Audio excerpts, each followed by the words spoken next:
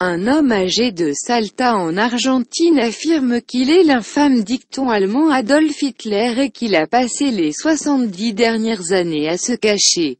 Dans un entretien avec le journal ultra-conservateur El Patriota, l'immigrant allemand naturalisé explique qu'il est arrivé dans le pays en 1945 avec un passeport qui l'identifie Hermann Günther Berg. Il prétend que son passeport était un faux produit par la Gestapo près de la fin de la guerre et qu'il était l'ancien leader nazi, Adolf Hitler. Il dit qu'il a décidé de se cacher après que les services secrets israéliens aient officiellement abandonné leur politique de poursuite d'anciens criminels de guerre nazis l'année dernière. J'ai été blâmé pour beaucoup de crimes que je n'ai jamais commis. À cause de cela, j'ai dû dépenser plus de la moitié de ma vie en se cachant des Juifs, alors j'ai déjà eu ma punition. L'homme âgé affirme qu'il se prépare à publier son autobiographie afin de restaurer son image publique. Je n'ai été représenté comme un méchant que parce que nous avons perdu la guerre. Quand les gens lisent mon côté de l'histoire, cela changera la façon dont on me perçoit. Il dit que son livre sera écrit sous le nom d'Adolf Hitler et devrait être disponible en septembre. Beaucoup de gens, y compris son épouse de 55 ans, Angela Martinez, croient que Hermann Günther Berg n'est pas vraiment Adolf Hitler, mais souffre simplement de la démence.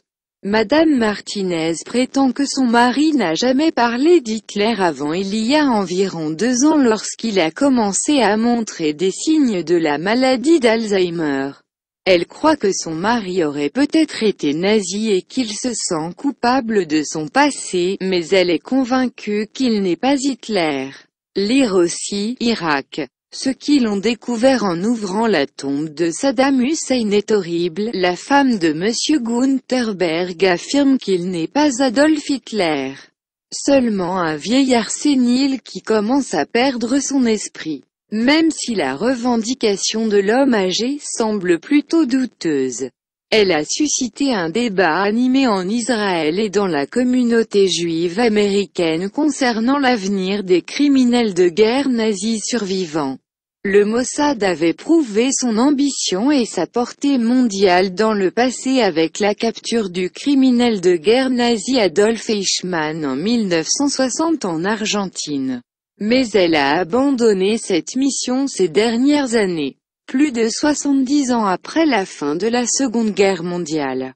Peu d'États et d'institutions tentent encore de trouver et de poursuivre les nazis survivants et la plupart d'entre eux vont certainement mourir sans jamais avoir été punis pour leurs crimes.